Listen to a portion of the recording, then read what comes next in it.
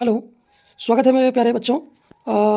मैं एक बार फिर से पुनः क्लास 10 हिंदी के एग्ज़ाम का आंसर की एक बार फिर से बताने वाला हूं। आप लोग सही से मिला लीजिएगा क्योंकि पिछले वीडियो में 2-4 क्वेश्चन का ऑप्शन गलत टिक हो गया था, तो उसे पुनः एक बार आप लोग मिला लीजिएगा। तो चलिए, जैसे देखिए 1 से 4 तक के लिए आंसर करने के लिए सबसे पहले यहाँ पे गद्यांश दिया गया है, तो गद्यांश को अच्छे से पढ़ लेना है। फिर यहाँ से आते हैं हम लोग क्वेश्चन पे। तो ध्यान दीजिएगा, आदमी की पहचान किससे होती है? तो यहाँ पे इसका राइट आंसर दिया हुआ है उसकी भाषा से। क्या है पहला ऑप्शन नंबर? ये उसकी भाषा से। नेक्स्ट क्या है? भाषा के कौशल कौन कौन से हैं? तो यहाँ पे ध्यान दीजिएगा कि पढ़ना, लिखना, बोलना, ये तीनों क्या है? भाषा के कौशल है। तो यहाँ पे ऑप्शन नंबर डी क्या होगा? इनमें से सभी आपका राइट आंसर हो जाएगा। ठीक है, चलिए नेक्स्ट क्वेश्चन की ओर फटाफट आगे बढ़ते हैं। अगला क्वेश्चन है, आदमी की भाषा से उसके बारे में क्या पता चलता है? तो यहाँ पे क्या पता चलता है बच्चों कि यहाँ पे इसका ऑप्शन नंबर सी, उसके संस्कार कैसे हैं ये पता चलता है। चलिए नेक्स्ट क्वेश्चन है।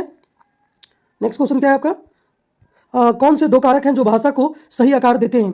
तो कौन से 2 आकार है बच्चों? तो इसका राइट आंसर हो जाएगा सोचना और महसूस करना, ऑप्शन नंबर सी।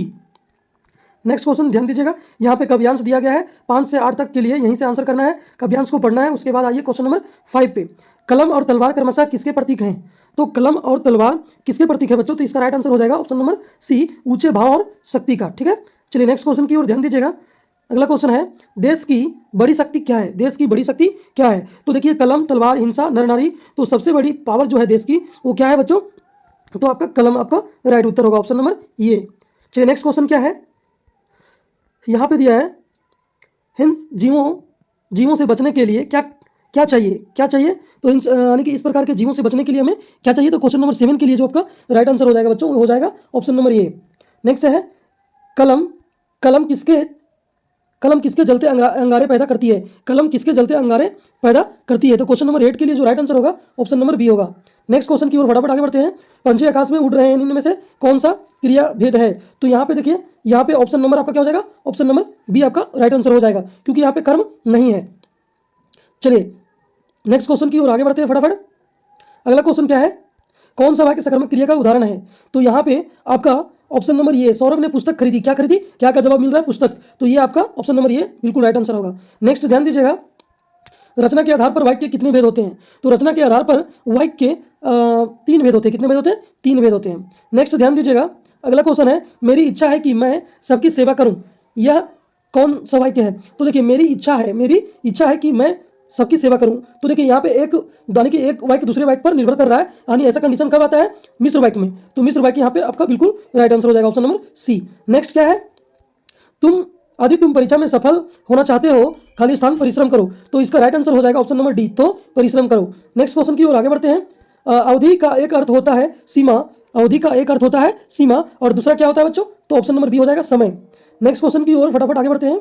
निम्न में से कर्मवाच्य का उदाहरण कौन है? तो कर्मवाच्य का उदाहरण कौन है बच्चों? तो यहाँ पे राइट आंसर हो जाएगा 15 का ऑप्शन नंबर डी, लड़के द्वारा पत्र लिखा जा रहा है। नेक्स्ट क्वेश्चन की ओर आइए। अगला क्या है? विधा को प्राप्त कौन समास है? तो यहाँ पे ध्यान दीजिएगा, क्वेश्चन नंबर 16 के लिए आपका जो राइट आंसर हो जाएगा वो हो जाएगा ऑप्शन नंबर बी, तत्पुरुष समास। नेक्स्ट क्वेश्चन की ओर फटाफट ध्यान दीजिएगा, उसके पहले कुछ यहाँ पे लाइन दिया हुआ है, इसको पढ़ के आंसर करना था।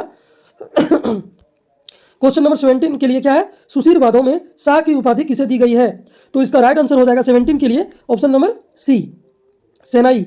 नेक्स्ट क्या है कि निम्न में से सुधीरवाद कौन है? सुधीरवाद कौन है बच्चों? जिसे फूंक कर बजाया जाता है। तो हम लोग हड़बड़ी में उस समय आंसर शहनाई मारे थे, लेकिन यहाँ मुरली और बंसी ये तीनों को है जो फूंक कर बजाया जाता है। तो इसका राइट आंसर क्या हो जाएगा? Option number D. Next question ध्यान दीजिएगा, यहाँ पे कव्यांश दिया है 19 से 20 तक, आपको इसी कव्यांश के आधार पर आंसर करना है। नेक्स्ट ध्यान दीजिएगा क्या है? परशुराम किसे अपना गुरु मानते थे? तो यहाँ राइट आंसर हो जाएगा आपका ऑप्शन नंबर डी, शिव जी को। नेक्स्ट क्वेश्चन की ओर आगे बढ़ते हैं। परशुराम के सिर पर अभी भी किसका ऋण शेष था? तो इसका राइट आंसर हो जाएगा बच्चों क्वेश्चन नंबर 20 का ऑप्शन नंबर सी, गुरु। नेक्स्ट क्वेश्चन ध्यान दीजिएगा, मन्नू भंडारी का बचपन किस शहर में बीता? तो इसका 21 का जो राइट आंसर हो जाएगा बच्चों वो हो जाएगा option number B, Ajmer. Next question की ओर आगे बढ़ते हैं। नवाब साहब का सहसा क्या करना लेखक को अच्छा नहीं लगा? तो इसका राइट आंसर क्या हो जाएगा? तो इसका राइट आंसर हो जाएगा ऑप्शन नंबर सी, भाव परिवर्तन करना। नेक्स्ट क्वेश्चन की ओर ध्यान दीजिएगा, अगला क्वेश्चन क्या है? चश्मे वाले की मृत्यु के बाद नेताजी की मूर्ति पर बच्चों ने कैसा चश्मा लगा दिया? तो इसका राइट आंसर हो जाएगा ऑप्शन नंबर डी, सरकंडे का। नेक्स्ट क्वेश्चन की ओर आगे बढ़ते हैं। भगत जी गाना गाते समय क्या बजाया करते थे? तो भगत जी जब गाना गाया करते थे तो उस समय क्या गाते थे? खंजरी। तो खंजरी इसका right answer option number D होगा। नेक्स्ट क्वेश्चन क्या है? ध्यान दीजिएगा, सहस्त्रबाहु कौन था? सहस्त्रबाहु कौन था? तो सहस्त्रबाहु एक राजा था, ऑप्शन नंबर सी आपका बिल्कुल राइट आंसर है। क्वेश्चन नंबर 26 के लिए आ जाइए। कभी बादल से गरजने के लिए क्यों कहता है? तो इसका जो राइट आंसर हो जाएगा बच्चों, मतलब परिवर्तन लाने के लिए, मतलब कुछ बदलाव लाने के लिए ना, तो इसके बाद क्या हो जाएगा? ऑप्शन नंबर बी आपका राइट आंसर हो जाएगा। नेक्स्ट ध्यान दीजिएगा कि गोपियां ज्ञानी उद्धव को किस आधार पर परास्त कर देती है? तो जल से, बल से, इनमें से कोई नहीं, लेकिन यहाँ पे जो राइट आंसर हो जाएगा बच्चों, ये हो जाएगा ऑप्शन नंबर ये, वाक्चातुर से। नेक्स्ट क्वेश्चन की ओर आगे बढ़ते हैं। अगला क्या है? मुख्य गायक को धीरज बांधने का काम प्रायः कौन करता है? जो मुख्य गायक होता है, मैन, ठीक है, उसको धीरज बांधने का काम कौन करता है? तो इसका राइट आंसर हो जाएगा बच्चों ऑप्शन नंबर सी, संगतकार, जो उसके ग्रुप में काम करते हैं, वो साथ में जो मिलकर रहते हैं। चलिए नेक्स्ट क्या है? जब खाएगा बड़े बड़े कौर तब पाएगा दुनिया में ठौर, यह कथन किसका है? तो इसका यहाँ पे यह कथन, ये जो कथन है बच्चों, यहाँ पे बाबूजी का नहीं था, इसका राइट आंसर हो जाएगा मैया का था। किसका था? मैया का था, ठीक है। चलिए नेक्स्ट क्वेश्चन और अंतिम क्वेश्चन की ओर हम लोग पहुंच चुके हैं, तो फटाफट ध्यान दीजिएगा। लेखिका युमथांग में क्या देखने के लिए उत्साहित थी? तो लेखिका क्या बर्फीली जो पहाड़ था उसको देखने के लिए उत्साहित थी, तो इसका ऑप्शन नंबर ये बिल्कुल राइट आंसर हो जाएगा। तो चलिए दोस्तों, यहाँ तक आप लोग का 30 क्वेश्चन का जो है आंसर बताया गया। अब आप लोग का 30 में से कितना सही है वो कमेंट करके जरूर बताइएगा, और चैनल पे पहली बार आए होंगे तो चैनल को सब्सक्राइब करके बेल आइकन को प्रेस कर दीजिएगा, और वीडियो को ज़्यादा शेयर कर दीजिएगा, ताकि सबको अपना आंसर सही से मिलाकर अपना पता कर सके कि कितना मार्क्स आया था। तो चलिए, थैंक यू, जय हिंद।